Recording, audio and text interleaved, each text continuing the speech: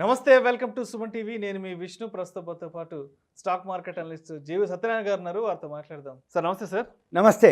సత్యనారాయణ గారు ఇవాళ ఒక న్యూస్ బిజినెస్ ఆర్టికల్స్లో పెద్ద ఎత్తున హైలైట్ అయింది మార్చిలో ఈక్విటీ మ్యూచువల్ ఫండ్స్లోకి రికార్డు స్థాయిలో 28,463 కోట్ల రూపాయల పెట్టుబడులు వచ్చాయంట. ఇటీవల మార్కెట్ కరెక్షన్స్ తర్వాత మంచి కొనుగోలు అవకాశంగా భావించిన రిటైల్ అండ్ హెచ్ఎన్ఐ ఇన్వెస్టర్స్ పెట్టుబడుల జోరు కొనసాగించారంట మార్కెట్లోకి. మరి ఈ మ్యూచువల్ ఫండ్స్ మార్కెట్ ఇప్పుడు ఎలా ఉంది, నెక్స్ట్ రాబోయే రోజుల్లో ఎటువంటి రిటర్న్స్ ఇన్వెస్టర్స్కి ఇచ్చే అవకాశం ఉందంటారు సార్? ఇది మంచి ప్రశ్న, మంచి టాపిక్. ఎందుకు అంటున్నానంటే ఇప్పుడు ఎక్కడైనా సరే మీరు కనుక గమనిస్తే అంటే ఇప్పుడు ఎడ్యుకేషన్ బాగా అంటే సాఫ్ట్వేర్ పిల్లలు బాగా అయిపోయినాక సేవింగ్స్ ఏవైతే బాగా పెరిగిపోయినాయో అంటే ఇన్కమ్ సోర్స్ బాగా పెరిగిందో అంటే ఎడ్యుకేషన్ అయిపోయినాక ఇన్కమ్ సోర్స్ బాగా పెరిగిందో ఎక్కువ శాతం ఇప్పుడు అంటే యూత్ షేర్ మార్కెట్కి బాగా మొగ్గు చూపిస్తున్నారు. అయితే ఈ షేర్ మార్కెట్లో ఏవైతే ఉన్నాయో అంటే చాలామంది ఏం చూస్తారు అంటే షేర్ మార్కెట్ అంటే ఒక జడ పదార్థం అంటే ఏంది, అది మంచిది కాదను, లేకపోతే షేర్ మార్కెట్ నష్టాలు వస్తాయను, దాని మీద ఒక ఇంప్రెషన్ ఉంది, బ్యాడ్ నెగిటివ్ ఇంప్రెషన్ ఉంది. ఈ నెగిటివ్ ఇంప్రెషన్ ఏదైతే ఉందో ఇప్పుడు జనరేషన్కి అట్లా లేదు. ఏమనుకుంటున్నారు అంటే ఒకవేళ ఏదైతే నెగిటివ్ ఇంప్రెషన్ ఉన్నా అదేదో తెలుసుకునేంత వరకు షేర్ మార్కెట్ అనేది మంచి కంటెంట్ మనకి తెలియదు కాబట్టి మనము ఏదైతే తెలుసుకోనన్నా ఇన్వెస్ట్ చేయాలి, లేదు మ్యూచువల్ ఫండ్స్లో అన్నా ఇన్వెస్ట్ చేయాలనే ఉద్దేశంతో ఇప్పుడు యూత్ అంతా అలానే ప్లాన్ చేస్తున్నారు, అలానే ఆలోచిస్తున్నారు. అయితే ఇప్పుడు ఇప్పటికీ ఏంటంటే చాలా అవేర్నెస్ వచ్చింది ప్రతి వాళ్ళలో. ఈ అవేర్నెస్ అంటే ఏంటిది అంటే షేర్ మార్కెట్లో వాల్యూ ఉన్నాయా లేదా, వాల్యూ ఉన్నాయి, పెరుగుతూ ఉన్నాయి అనేది తెలిసిపోయింది.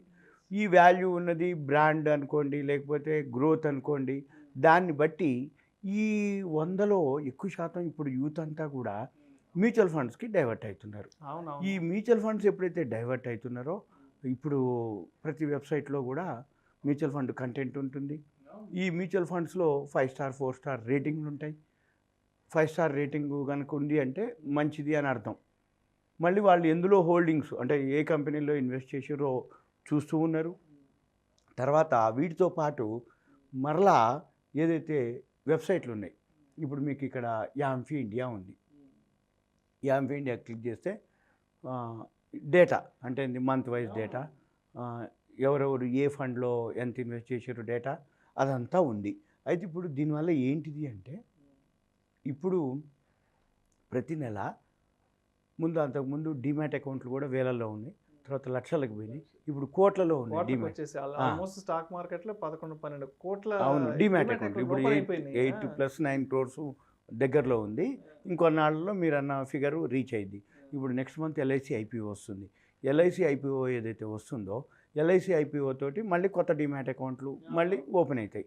ఎప్పుడైతే ఈ కొత్త డిమాట్ అకౌంట్లు ఓపెన్ అవుతున్నా కొద్దీ షేర్లు కొనాలి అమ్మాలంటే కొంచెం సబ్జెక్ట్ ఉండాలి, నాలెడ్జ్ ఉండాలి. అదే మ్యూచువల్ ఫండ్కి సబ్జెక్ట్ నాలెడ్జ్ తోటి అంత అవసరం లేదు. ఏదైతే ఒకసారి ఆ వెబ్సైట్లోకి వెళ్ళిపోయి లేకపోతే కొన్ని యూట్యూబ్లో అవి చూసి గూగుల్కి వెళ్ళి కొంచెం సెర్చ్ చేస్తే అర్థమైపోతుంటుంది. ఓకే మ్యూచువల్ ఫండు ఎందులో ఇన్వెస్ట్ చేస్తుండనో, లేకపోతే మ్యూచువల్ ఫండు దాని యొక్క కంటెంట్ కానీ అవన్నీ తెలిసిపోతే వాళ్ళు ఏం చేస్తారు, ఓకే ఈక్విటీలో కొన్ని అని, డెట్ అని, కాంట్రా అని, లేకపోతే సెక్టార్ మ్యూచువల్ ఫండ్స్ కూడా ఉంటాయి, ఎఫ్ఎంసీజీ అని, రియల్ ఎస్టేటు, ఐటీ, ఫైనాన్స్, ఇట్లా వాళ్ళు ఏం చేస్తున్నారు కొన్ని అమౌంట్ని ఒక్కొక్క మ్యూచువల్ ఫండ్లోకి వేయటం. మంత్లీ వేసుకోవచ్చు, సిప్ అంటే ఇన్స్టాల్మెంట్గా అంటే 1వ తారీఖు, 7వ తారీఖు, 14వ తారీఖు ఒక డేట్ పెట్టుకొని 21వ తారీఖు, 28వ తారీఖు ఇట్లా డేట్ వైజ్ పెట్టుకొని బ్యాంకులను పోస్ట్ ఆఫీస్లో నెలకు 500 వేసుకున్నట్టు, 1000 రూపాయలు వేసుకున్నట్టు, 2000 వేసుకున్నట్టు ఎంతో కొంత అమౌంట్ వాళ్ళ మ్యూచువల్ ఫండ్లోకి డైవర్ట్ అయిపోతున్నాయి. మీరు అన్నట్టు ఇప్పుడు పోస్ట్ ఆఫీసులు బ్యాంకులలో డిపాజిట్ చేసే జనాలు లేరు. ఎంతసేపటికి ఏంటిది వాళ్ళు అంటే జనరల్గా ఈ డిపాజిట్ వడ్డీ రేట్లు పెద్దగా లేవు. ఉదాహరణగా చెప్తున్నా, అదే అవి లేవు, కరెక్ట్, అవి పెద్దగా లేవు. పోస్ట్ ఆఫీస్ వడ్డీ రేట్లు కూడా లేవు పెద్దగా. అంటే ఎప్పటి నుంచో ఉన్నాయి, అవి 7-8 ఏళ్ళు పడుతుంది డబుల్ కావడానికి. రెండోది ఏంటిది, ఇన్ఫ్లేషన్ పెరుగుతూ వచ్చింది. దానికి ఈక్వల్గా చూస్తే పెద్దగా వీళ్ళు వెయిట్ చేసేటట్టు అన్నేళ్ళు లిక్విడిటీ ఉండకుండా అనేది లేదు ఇప్పుడు జనరేషన్కి. అందుకని ఏంటిది, బ్యాంక్ డిపాజిట్లు, పోస్ట్ ఆఫీసులు, పిఎఫ్లోకి పోరు. ఎంతసేపటికింది షేర్ మార్కెట్లోకి వస్తున్నారు. ఇన్ఫ్లేషన్ బీట్ చేసి రిటర్న్స్ కోసం ఒక షేర్ మార్కెట్కే ఉంది. షేర్ మార్కెట్, మ్యూచువల్ ఫండ్స్ ఏదైనా రైట్. అందుకని ఏం చేస్తారు, మ్యూచువల్ ఫండ్లో ఇన్వెస్ట్ చేస్తారు. ఈ మ్యూచువల్ ఫండ్లో ఏవైతే చేస్తుండ్రో ఆ 5 స్టారో 4 స్టారో చూసుకొని వాటిల్లో ఇన్వెస్ట్ చేయటం. అయితే దీనివల్ల ఏం జరుగుతుంది, వేలల్లో లక్షల్లో డిమాట్ అకౌంట్లు ఓపెన్ అయిపోతున్నాయో, మ్యూచువల్ ఫండ్స్కి బాగా ఫండ్స్ రావటం మొదలుపెట్టింది. అందుకనే మీరు చూడండి, ఏది వరల్డ్లో బ్యాడ్ న్యూస్ వచ్చినా అంతగా మన మార్కెట్ మీద ఎఫెక్ట్ లేదు.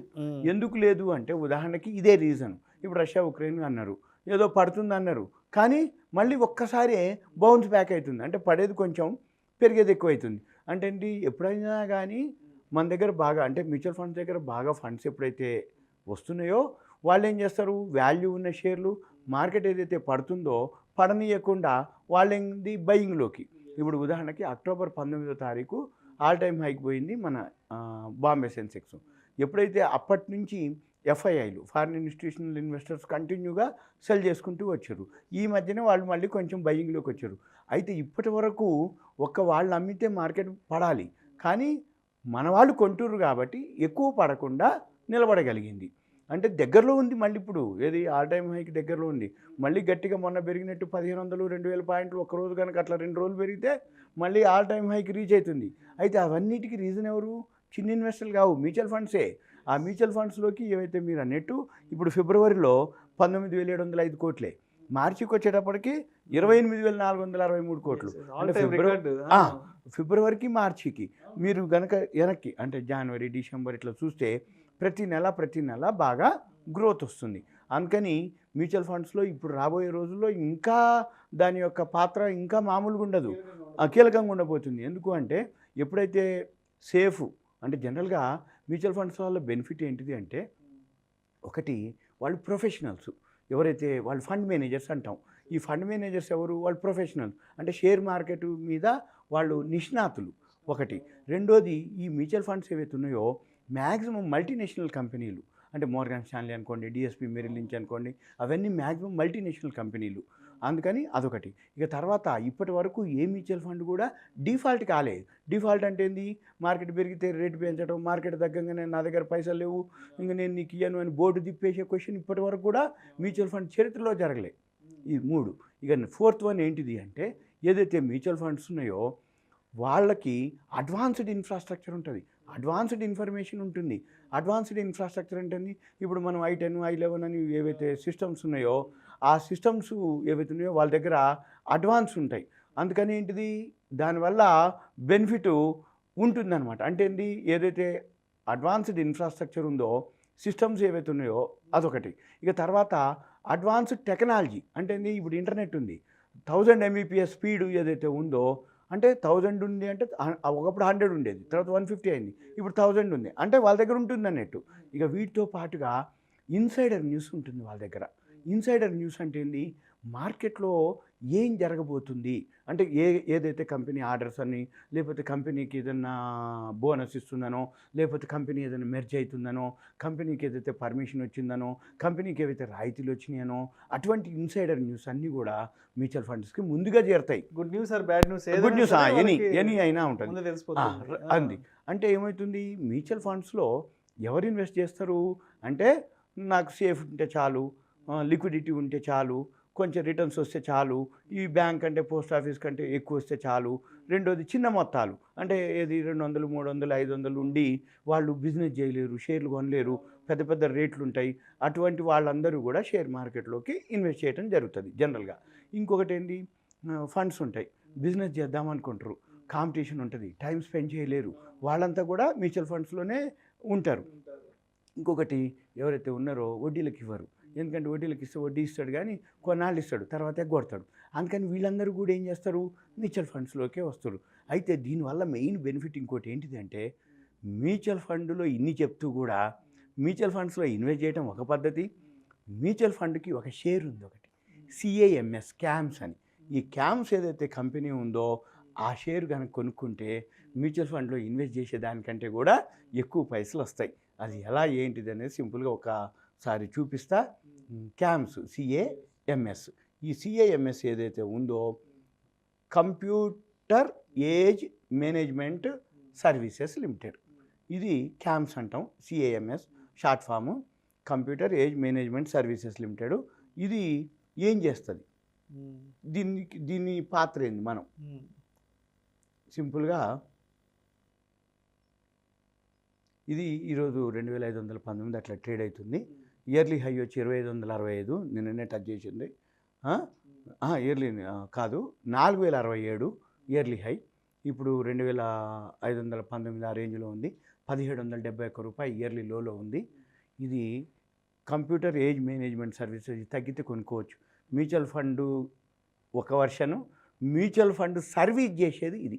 మ్యూచువల్ ఫండ్ సర్వీస్ అంటే ఏంది, మీరు మ్యూచువల్ ఫండ్ డిమాట్ ఒక అకౌంట్ ఓపెన్ చేశారు, మరి మ్యూచువల్ ఫండ్ అది పర్ఫార్మెన్స్ని బట్టి మీరు చేసుకునే సెలెక్ట్ చేసే దాన్ని బట్టి, అంటే రియల్ ఎస్టేటో, ఫైనాన్సో, FMCGనో, నిఫ్టీ 50నో, లార్జ్ క్యాపో, స్మాల్ క్యాపో, మీరు ఏదైతే సెలెక్ట్ చేసుకున్నటువంటి మ్యూచువల్ ఫండ్ పర్ఫార్మెన్స్ని బట్టి మ్యూచువల్ ఫండ్స్ రిటర్న్స్ ఉంటాయి. అదే మ్యూచువల్ ఫండ్కి సర్వీస్ చేసేవాళ్ళు వీళ్ళు క్యామ్స్.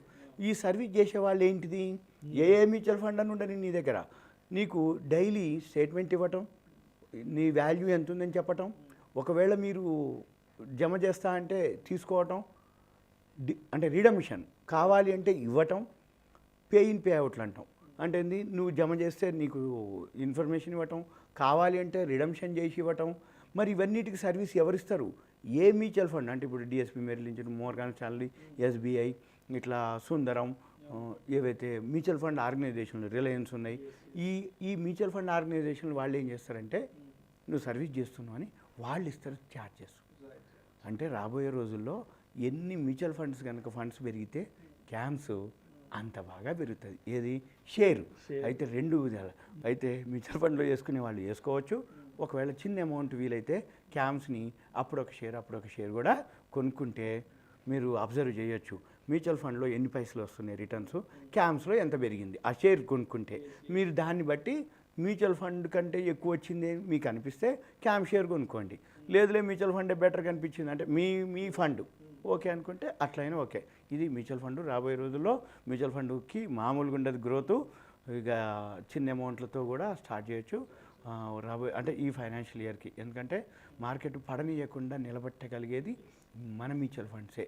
అంటే ఇది గ్రోత్ ఉండి వాల్యూ ఉండి బాటంకి తీసుకురాకుండా ఉండే, ఇది సింపుల్గా మ్యూచువల్ ఫండ్స్ యొక్క విశ్లేషణ. Thank you sir, thank you so much.